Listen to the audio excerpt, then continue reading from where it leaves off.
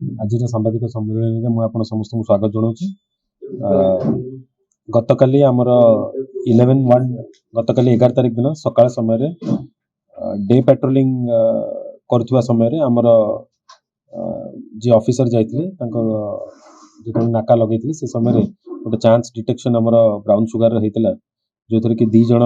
लोक जहाँ ना है शेख इफ्तेकार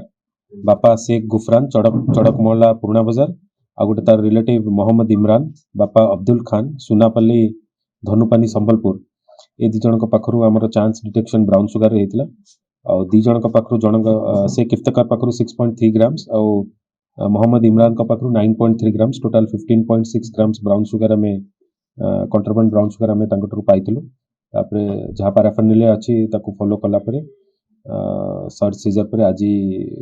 गतकाली गोटे केस रजिस्टर होता wide rural PS case number 18/24 under section 21B and 29 NDPS act आज आम कोर्ट चालान कर जमी आम जान गोटे निरंतर प्रयास ए कन्स्टांटली आमर